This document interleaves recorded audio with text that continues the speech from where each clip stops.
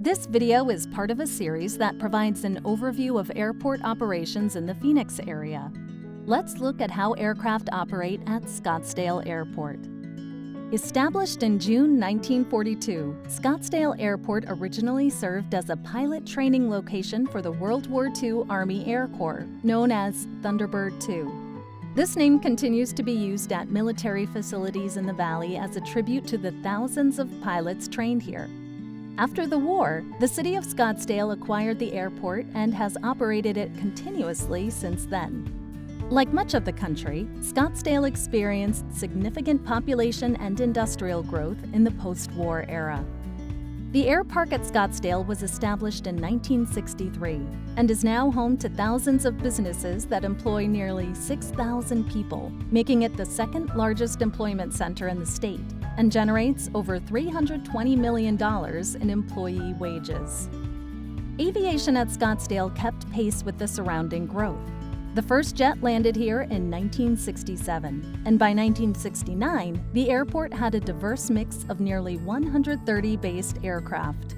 This growth led to the construction of an air traffic control tower and terminal, as well as a base for U.S. Customs and Border Protection to facilitate aircraft entering the United States. Scottsdale has a single runway oriented from northeast to southwest, runway 321. For safety purposes, aircraft typically depart into the wind. At Scottsdale, that generally means aircraft typically land and take off to the west on runway 21. As you can see, Scottsdale Airport is located 9 miles east of Deer Valley Airport. The use of runway 21 for arrivals and departures at Scottsdale helps create efficiencies with Deer Valley operations, especially during busy times. When winds are calm, aircraft use runway 3, departing and arriving to the east for noise abatement typically during evening hours and when the air traffic control tower is closed. Scottsdale Airport has a diverse mix of aircraft. Different sized aircraft have varying speeds and operating abilities, which the air traffic tower must consider when safely sequencing aircraft to land.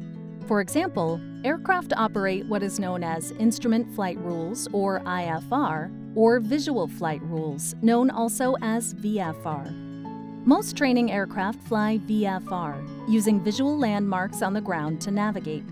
Typical reporting points for VFR aircraft flying in and out of Scottsdale are Pinnacle Peak Substation, Pinnacle Peak, and Fountain Hills. These aircraft flying using visual landmarks are separated from aircraft flying using onboard instruments only. At Scottsdale, when an aircraft flying IFR arrives or departs, additional airspace is protected around the aircraft for safety purposes to ensure aircraft are deconflicted from other aircraft. Due to its location in the valley near the air park, resort destinations, and special events, there are many business jet aircraft that operate at Scottsdale and do so flying IFR. So, as you can see, the airport has a diverse mix of aircraft that the FAA must consider when developing procedures that are operationally safe. In response to the increased activity and concerns by the community, in 1985, the airport established a noise abatement program that contains many measures to reduce noise in the surrounding communities.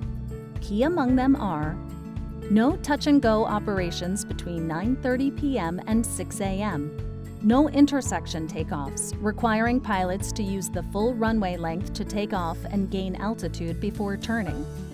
The airport has a voluntary curfew program between the hours of 10 p.m. and 6 a.m. Engine run-up restrictions.